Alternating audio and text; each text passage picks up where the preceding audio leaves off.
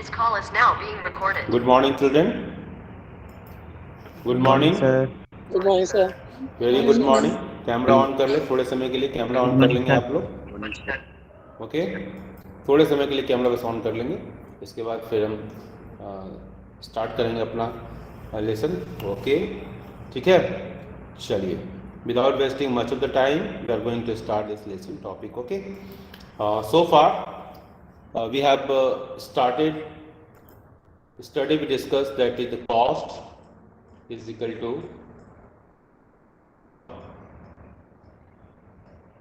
Output. ठीक है, मतलब क्या हुआ, इसका मतलब क्या हुआ, इससे पहले हमने ये कुछ और बातें डिस्कस की थी। जैसे हमने डिस्कस किया था कि टोटल कॉस्ट को दो भागों में हम डिवाइड कर सकते हैं, एक्सप्लिसिट और इम्प्लिसिट कॉस्ट में, करेक्ट ना? एक्सप्लिसिट एंड इम्प्लिसिट कॉस्ट में, करेक्ट। ये भी हमने देखा था कि एक्सप्लिसिट कॉस्ट में EX जो है ना, ये हमको काफ़ी हेल्प करता है जब हमको पैसा मार्केट में देना होता है, ताकि so that we can purchase the factor input and non factor input and FI and factor input FI। मतलब factor and non factor input, ठीक है, के लिए जो हम पेमेंट करते हैं, ठीक है, ये दोनों चीज़ें मार्केट में अवेलेबल हैं। और यहाँ से जब हम हायर करते हैं तो जो खर्चे होते हैं ना, वो हमारा एक्सप्लिसिट कॉस्ट के अंतर्गत आता है। I think I am very much clear now. Study also and in place of hiring when entrepreneur और person who is involved in the process of production he offers his own services. वो अपने ही जमीन के टुकड़े पर agriculture करता है, अपने ही जमीन के टुकड़े पर वो कोई फैक्ट्री इस्टेब्लिश करता है, अपने ही लेबर का यूज करके वो टी स्टॉल चलाता है। इस तरह का कोई भी काम, कोई भी activity where he is using his own services, it is a part of implicit cost. For example, हमने कल ये भी चर्चा किया था, मैं अगर कोचिंग इंस्टीट्यूट चलाता हूँ और उस कोचिंग इंस्टीट्यूट में टीचर्स को हायर करने की जगह, दूसरे टीचर को अपॉइंट करने की जगह I am offering my own services, तो ये हमारा इम्प्लिसिट कॉस्ट का हिस्सा होगा। आई think I M clear now. Okay, ठीक है बेटा। इससे पहले हम बहुत सारे फंक्शनल रिलेशनशिप को देख चुके हैं। Before that we have already seen various functional relationship. जैसे आपने प्रोडक्शन वाला एक देखा था, production is a function of what? Output, ठीक है, inputs and outputs, argument, inputs and output, ठीक है, जिसको हमने नाम दिया था, थोड़ा सा हम इसमें चेंज कर दें, ठीक है, हम इसको ज्यादा क्लियर जो आपके बुक की भाषा है उसमें हम कहते हैं function of factors of production, हमने लिखा था, राइट? यस सर, LNK, ये कहा था ना पिछले लेसन में? यस सर, कहा था, यही कहा था ना? अच्छा, अब हम इसको हम यहाँ हटाते हैं। मतलब ये अब कहने का मतलब क्या है, हम इस वर्ड से फैमिलियर है। इसी तरह डिमांड वाले लेसन में हमने क्या कहा था? Demand that is a quantity, ठीक है, demand, quantity demanded is a function of quantity demanded लिख लो या अलग से डिमांड लिख लो। तो demand is equal to function of क्या है? इनकम, प्राइस, ठीक है, टेस्ट एंड प्रेफरेंसेस, ठीक है, fashion etcetera etcetera, argument, price of the related goods, ऐसे कुछ आपने पढ़ा था? यस सर, बोलो भाई। तो मतलब ये कहने का मतलब what I am trying to say that it is already this function word is you are familiar with, और व्हाट इट इंडिकेट्स, कॉस्ट लिखा हुआ है और इधर अगर आउटपुट लिखा हुआ है, क्वांटिटी लिखा हुआ है, आर्ग्यूमेंट, तो ये क्या बताता है कि जैसे जैसे हमारा आउटपुट बढ़ेगा, कॉस्ट भी बढ़ेगा। आर्ग्यूमेंट मतलब there is a direct relationship between quantity produced and the cost. अब देखो, ये रिलेशनशिप का भी एक ग्राफ बना सकते हो आप। कि क्वांटिटी डिमांडेड और प्राइस के बीच में कैसा रिलेशनशिप है, इनवर्स रिलेशनशिप है ना, आर गेट पॉइंट, ठीक है। क्वांटिटी डिमांडेड और इनकम के बीच में कैसा रिलेशनशिप है, डायरेक्ट रिलेशनशिप है, एक्सेप्शन को छोड़ दिया जाए तो, जैसे डिफेंस गुड्स वगैरह की बात न किया जाए, इंफीरियर गुड्स की बात न की जाए, आगे पॉइंट बोलो बोलो Yes, sir. भाई, Yes, sir. पिछले लेसन से भी हेल्प कर रहा है। What I am trying to say once again that this app is very, you are very much familiar with this function, ठीक है। मतलब कॉस्ट और क्यू, क्वांटिटी आउटपुट के बीच में, क्वांटिटी प्रोड्यूस्ड के बीच में एक रिलेशनशिप है, and that relationship is a direct relationship when quantity produced increases, cost will also increase. In our book, we are supposed to study, ठीक है। इससे पहले आपने लॉ ऑफ वेरिएबल प्रोपोर्शन देखा बेटा, ठीक है, वो भी शॉर्ट रन एनालिसिस था, देखा, याद आ रहा है। मैं हर बार जब नया Yes, लेसन sir. पुराने लेसन करेक्ट ना, ठीक है। ये गेटिंग पॉइंट समझ में आया? बोलो भाई। Yes, sir. ये तक ओके, गेटिंग पॉइंट, बोलो भाई। Yes, sir. Yes, sir. ठीक है, तो ये सब चीज हम कर चुके हैं। हम आते हैं इस लेसन का थोड़ा सा और हम लाइन बाय लाइन रीडिंग की तरफ चलते हैं, ताकि सब बच्चों को पूरा इंटरेस्ट क्रिएट हो। अभी कुछ बच्चे बुक्स वगैरह पढ़ने की आदत नहीं डेवलप कर पा रहे हैं, तो ये बहुत ही हेल्पफुल है। Short period of time during some factors are fixed and some variables, ठीक है। जैसे है प्लांट, मशीनरी, बिल्डिंग,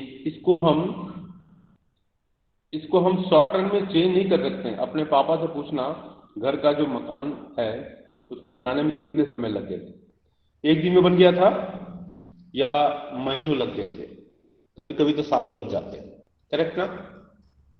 तो plant, Yes, machinery, sir. these things need investment and they are not subject to change in the short period. I think I am clear, ठीक है। But some factors inputs are such that they can be changed in a short run. जैसे raw material है की मात्रा को घटा बढ़ा level को, ये सब शॉर्ट रन में चेंज करते हैं। तो ये शॉर्ट रन का केवल इतना ही है कि कुछ नहीं चेंज कर सकते हैं और कुछ फैक्टर्स को चेंज कर सकते हैं, ओके। ठीक है, वो वेरिएबल कर देता है और जो फैक्टर्स नहीं चेंज करता है वो फिक्स कर देता है, ओके, क्लियर। बोलो भाई। Sir, voice is breaking, sir. Okay, चलो, रिकॉर्डिंग भी चल रही है साथ साथ और बुक भी है सामने, तो यू कैन अंडरस्टैंड, और रिपीट ही करता हूं मैं बार बार। Accordingly short run cost have two components. Short run के कितने कंपोनेंट है? दो component, fixed cost, Yes, sir. ठीक है। ये फिक्स्ड कॉस्ट का मतलब क्या है? Referring to expenditure on fixed factors, जैसे अभी हमने एग्जांपल लिया था plant, machinery, buildings etcetera, and variable cost. दो हो गए हमारे पास, एक तो हमारा हो गया फिक्स्ड कॉस्ट और दूसरा क्या हो गया? Variable cost. और वेरिएबल कॉस्ट क्या है? Referring to expenditure on variable factors, ठीक है। जैसे रॉ मटेरियल है, लेबर्स हैं, ये सब हमारे वेरिएबल कॉस्ट में है, ठीक है, जो छोटे छोटे हैं, आसानी से चेंज किया जा सकता है। तो total cost is equal to TFC plus TVC, okay. हमारे पास दो तरह के हो गए, एक टी, वी फॉर वेरिएबल और एफ फॉर फिक्स्ड, ध्यान रहेगा। और ये इक्वेशन एमसीक्यू के लिए ठीक है, ठीक है।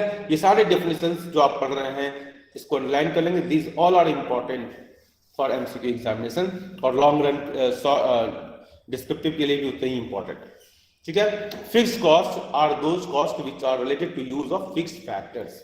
किसके लिए? ये फिक्स्ड फैक्टर्स के लिए। Fixed cost refers to the expenditure incurred by producer on the use of fixed factors of production. Up to now there is no confusion, I hope so.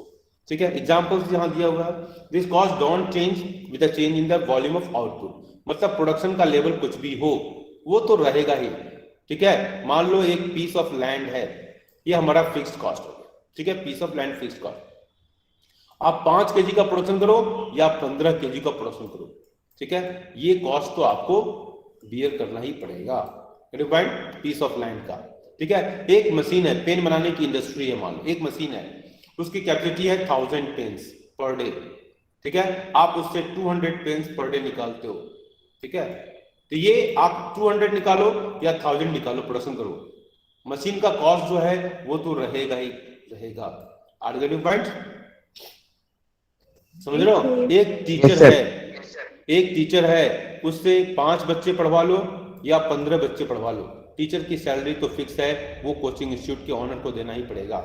15 बच्चे पढ़वा लोगे तो ऑनर को फायदा हो जाएगा, क्योंकि टीचर को 20,000 ही देना है।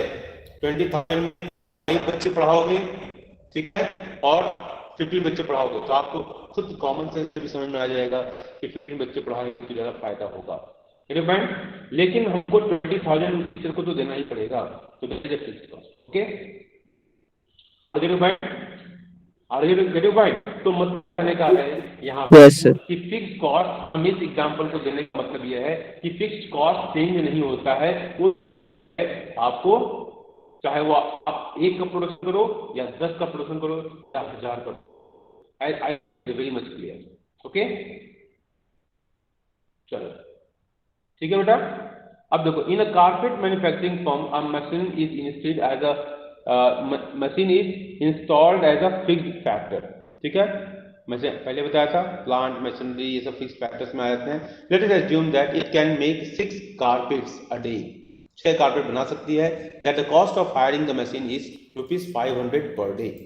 Obviously ₹500 per day is the fixed cost that the producer has to incur even when no carpet is made in a day. समझ में आई बात? Between 0 to 6 carpets in a day, the fixed cost would remain 500. चाहे आप वही pen वाली बात, वही coaching के टीचर वाली बात, getting point? I think clear? बोलो भाई। अब इस कॉस्ट को हम क्या कहते हैं? देखो, ये आपको जानना है, और आपको ये indirect cost, supplementary cost, overhead cost, मतलब फिक्स कॉस्ट के ये भी नाम है। एग्जामिनेशन में फिक्स कॉस्ट नहीं देगा, एग्जामिनेशन में क्या दे देगा? सप्लीमेंट्री कॉस्ट, ओवरहेड कॉस्ट और इनडायरेक्ट कॉस्ट एग्जाम में दे देगा, और आप कंफ्यूज हो जाओ। इसलिए line by line study is always good. Are getting point? चलिए, principal component of fixed cost. Fixed cost के कंपोनेंट क्या क्या हैं देख लीजिए। Expenditure on machine and plant, ठीक है, लाइसेंस फी, आप 10 का प्रोडक्शन करो, मिनिमम लाइसेंस फी जो होती है वो आपको पे करना ही पड़ेगा। Expenditure on land and building, okay, ये हमारा fixed cost. Wages and salaries of permanent staff, ठीक है, कैजुअल नहीं, कैजुअल स्टाफ को हम घटा सकते हैं, बढ़ा सकते हैं, लेकिन परमानेंट स्टाफ को, ठीक है, जैसे हम लोग हैं परमानेंट स्टाफ हैं, कॉन्ट्रेक्चुअल टीचर्स और परमानेंट टीचर्स, ओके, तो परमानेंट टीचर्स को नहीं हटाया जा सकता, इसी तरह they are part of the fixed cost. Are getting point? तो ये हमारा फिक्स्ड कॉस्ट के प्रिंसिपल कंपोनेंट है, principal component of fixed cost. ठीक है, किसी को कोई दिक्कत, कोई समझ में आसानी, कोई मुश्किल, बोलिए जल्दी से। No sir. इसको हम न्यूमेरिकल एग्जांपल से भी लेने का प्रयास कर रहे हैं। We are trying to take it from the help of numerical example. अब देखिए, टोटल फिक्स्ड कॉस्ट का एक शेड्यूल बना हुआ है, टेबल बना हुआ है, जिसमें यह दिखाया गया है कि जैसे जैसे प्रोडक्शन आउटपुट बढ़ता जाता है हमारा कॉस्ट बढ़ता जाएगा। ठीक है, लेकिन यहां पर क्या है, यहां दिखाया गया है कि ये कॉस्ट कांस्टेंट है। जैसे हमने दिखा कि output is function of cost, is a function of, sorry यहां पर cost is a function of output और quantity, okay. Are get point. लेकिन यहाँ हम क्या देख रहे हैं, हमने अभी बताया था आपको कि कॉस्ट बढ़ता जाएगा अगर क्वांटिटी प्रोड्यूस्ड या आउटपुट बढ़ता जाए। ओके, हमने ये बताया था। लेकिन यहाँ पर क्या है, ये देखो 10 10 10 10 10, मतलब क्या ना क्या, ये what they are trying to say that कि दो the output is increasing but cost remains same. मतलब अगर इसका हमको डायग्राम बनाना पड़े तो हम इसको ऐसे बना सकते हैं कि what ever the level of output, ये 1 हो 2 हो या 6 हो अकॉर्डिंग टू योर टेबल, देखो 6 है। ओके, आउटपुट रिमेन कांस्टेंट, मतलब यहाँ पर हम वाई एक्सिस पर अगर कॉस्ट लिखते हैं, टोटल फिक्स्ड कॉस्ट हमने ले लिया वाई एक्सिस पर, ठीक है, तो हमारा ये cost at each level of output it remain same. Mind that what it is indicated. तो यहाँ आपको ये समझ में आया कि टोटल फिक्स्ड कॉस्ट का कर्व कैसा होगा, parallel to the X axis. Correct, बोलो भाई, बोलिए। Yes, sir. चलिए, क्या बेटा समझ में आ रहा है बेटा? Yes, sir. Yes, sir. हाँ, चलिए चलिए, वेद वेद समझ में आ रहा है बेटा? अनीशा कुमारी समझ में आ रहा है? खुशी, पिंकी, लोकेश, फजल, रोहित, साहिल गौतम, साहिल कुमार, शरद, शिव, शिखा, सोनी, सुमित, सुरभि, तहसीन, तान्या। तान्या आज लेट बैठी हो, वेदा समझ में आ रहा है आप लोगों को? Yes, sir. Yes, sir. बोलो बेटा, Yes, sir. समझ में आ रहा है ना बेटा? बोल जाओगे तो अच्छा लगेगा। हाँ हाँ, ठीक है, ओके। तो देखो यहाँ पे टोटल फिक्स कॉस्ट का ये है, तो यहाँ पर 10 है लिया है, और ये टोटल फिक्स कॉस्ट है, दिस इज एक्स एक्सिस, तो एक्स एक्सिस के पैरेलल होगा। ओके, तो हमारा ये what will be the nature of total fix cost, it is the inverted U, it is U shape, ठीक है, इट इज डाउनवर्ड स्लोपिंग और it is parallel to the X axis. Question ऐसे ही frame होता है, तो this is the correct answer. Okay, this is the correct answer. अगला प्रश्न है ना, करेक्ट, ओके ओके, समझ में आई मेरी बात? चलिए, तो अब हम आते हैं, अब आगे बढ़ते हैं हम इससे, और अब आते हैं fixed cost and fixed factor of production. हम हर चीज को यहाँ पर एडजस्ट कर रहे हैं, जो भी थोड़ी बहुत चीजें होंगी उसको हम देख रहे हैं। Fixed cost expenditure incurred by the producer on the fixed of production। अभी आपने देखा फिक्स फैक्टर्स ऑफ प्रोडक्शन, हमने देखा प्रिंसिपल कंपोनेंट, मशीन, प्लांट हमारा कंपोनेंट, तो इस तरह जो भी फैक्टर्स होंगे जिसको हम चेंज नहीं कर सकते, ठीक है, they are we are bound to pay, they are whatever the level of production we are bound to pay. तो इस तरह के जो भी एक्सपेंडिचर होंगे वो हमारा फिक्स फैक्टर्स में आएगा। Like plant and machinery, by definition, the application of these factors cannot be changed during short period. Short period is the period of time which is too short to change the application of fixed factors. Therefore, fixed costs are constant cost of the short period. ये underline कर लीजिएगा, fixed costs are constant cost of the short period। इसको देखने के लिए आप ये भी समझ सकते हैं, जो constant cost short period analysis है, मैं शुरू में बोल चुका हूं, this is short period analysis. Okay, मेरी बात समझ में आ रही बेटा? Yes, sir. Yes, sir. Children समझ में आ रहा बेटा? Yes, sir. Yes, sir. Yes, sir. बीच बीच में लगता है नेट स्लो हो रहा है क्या? थोड़ा स्लो हो जा रहा है ना, हम राइट, थोड़ा स्लो हो जा रहा है। चलो क्या है, तो fixed factors are purchased before production actually starts। ठीक है, फिक्स्ड फैक्टर मतलब प्रोडक्शन स्टार्ट होने से पहले ही मशीन खरीदोगे ना भाई? हाँ, Yes. बोलो, चाय की दुकान ओपन करनी है तो पहले तो रूम की व्यवस्था करनी पड़ेगी ना, शॉप लेना पड़ेगा ना, करेक्ट ना? Yes.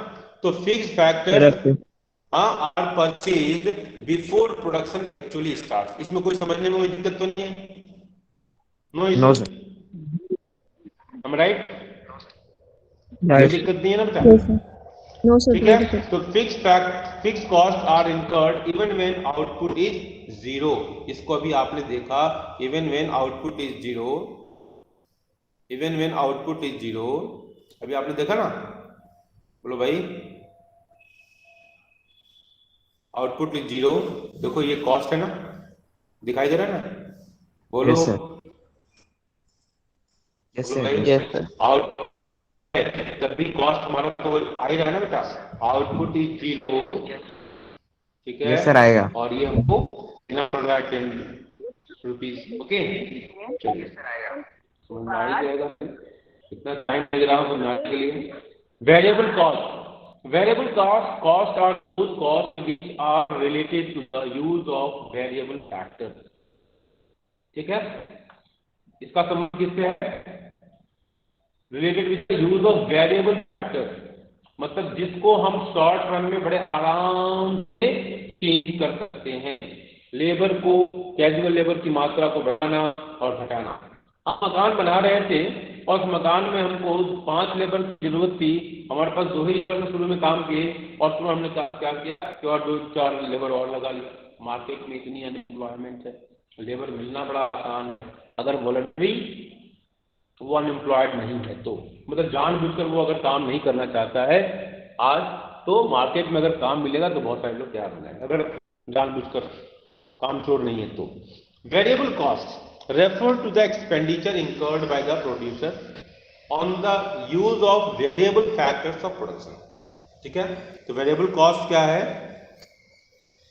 Refer to the expenditure incurred by producer on the use of variable factors of production। हम इसको एग्जांपल से भी देखेंगे।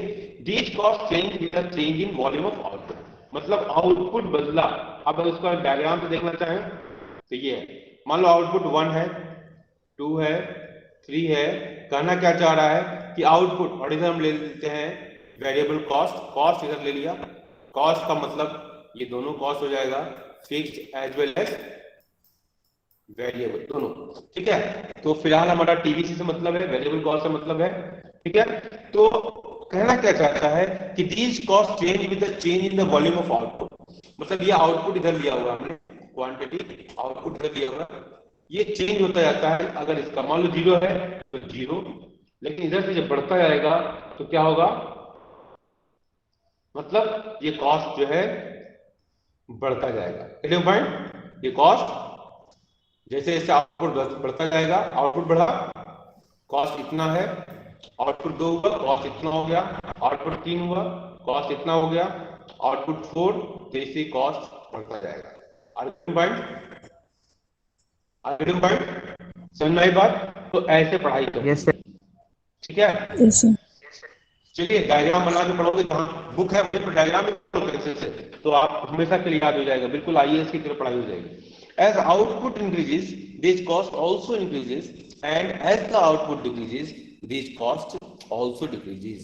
ठीक है, मतलब आउटपुट बढ़ने से कॉस्ट बढ़ेगा और आउटपुट घटने से कॉस्ट घटेगा, मतलब कम पर कम मिनिमम जो है वो तो देना ही पड़ेगा, जैसे फिक्स कॉस्ट होता है। When output is 0, ठीक है, अब देखो यहाँ पर क्या है, ये आउटपुट 0 है यहाँ पर। ठीक है, 0 के बाद बंद, आउटपुट 0 है। These costs are also 0। अब यहाँ पर देखो, ये यहाँ से ओरिजिन हो रहा है ना, ठीक है, तो यहाँ पर वो कॉस्ट भी 0 है। These costs are called prime cost और डायरेक्ट कॉस्ट। ठीक है, इसको हम क्या कहते हैं? Variable cost are called prime cost और direct cost. Principal component of variable cost क्या कंपोनेंट है? Cost of raw material, wages of casual workers, expenses on electricity, wear and tear expenses। ठीक है, wear and tear expenses, समझ में आई बात? wear and tear expenses। तो cost of raw material, जो भी हमारा रॉ मटेरियल के ऊपर खर्चा होता है। वेजेज ऑफ कैजुअल वर्कर्स, मतलब उनको कभी भी हायर एंड फायर किया जा सकता है, they are not like a permanent staff के हमेशा बने रहेंगे। एक्सपेंसेज ऑन इलेक्ट्रिसिटी, इलेक्ट्रिसिटी के ऊपर जो खर्चा है, जितना ही प्रोडक्शन करोगे उतना ही वो इलेक्ट्रिसिटी का खर्चा बढ़ेगा, वेरिएबल है। ठीक है, अगर रात में ऑफिस खुलता है तो रात का बिजली खर्चा भी आ जाएगा, दिन प्लस रात बढ़ जाएगा। ठीक है, वेयर एंड टियर एक्सपेंसेस, इनके ऊपर जो खर्चे होंगे, हमेशा वेयर एंड टियर होता रहता है, तो इसके ऊपर जो खर्चे होंगे ये क्या है, ये वेरिएबल कॉस्ट है। इनको आपको वेयर करना ही, ये जब जैसे जैसे आप प्रोडक्शन करोगे तो आपको वेयर करना पड़ेगा। ठीक है, नहीं डाउट। अब इसको हम न्यूमेरिकल एग्जांपल से देखने का प्रयास करते हैं। आउटपुट बढ़ रहा है, देखो आउटपुट बढ़ गया, हम और अब वेरिएबल कॉस्ट जो है वो बढ़ता जा रहा है। ठीक है, तो ये डायरेक्ट कॉस्ट है, इसको देखो डायरेक्ट कॉस्ट आ गया ना, इसलिए कि वो आउटपुट के साथ डायरेक्टली कंसर्न है। ठीक है, तो वेरिएबल कॉस्ट का संबंध आउटपुट के साथ डायरेक्ट रिलेशनशिप हो गया। करेक्ट ना? चलो, Correct. अब इसको देखो डायग्राम से, अभी हमने डायग्राम यहाँ बनाया था, हाँ अब इसी डायग्राम को यहाँ पर बनाया गया है, और व्हाट इट शोज कि zero level of output, at zero level of output, ठीक है, आपका वेरिएबल कॉस्ट जीरो है, आउटपुट बढ़ता जा रहा है, वेरिएबल कॉस्ट भी बढ़ता जा रहा है, लेकिन इसके बाद फिर घटता है और फिर बाद में बढ़ता है। ये कॉस्ट का बढ़ना, कॉस्ट का घटना, फिर कॉस्ट का बढ़ जाना, ठीक है, ये अलग अलग प्रोडक्शन के स्टेज में अलग अलग तरीके के होते हैं। ठीक है सर बीएसटी का लिंक आ गया सर। अब यहाँ एक्स एक्सिस पर हमने क्या लिखा है, units of output, and Y axis total variable cost को लिखा है। TVC is an upward sloping Sir. Curve implying that total variable cost tends to increase with increase in output. समझ में आई बात? अपवर्ड स्लोपिंग क्या बताता है? Sir. that total variable cost tends to increase with increase in output. हाँ बोलो बेटा, sir business studies का लिंक आ गया सर। बोलिए।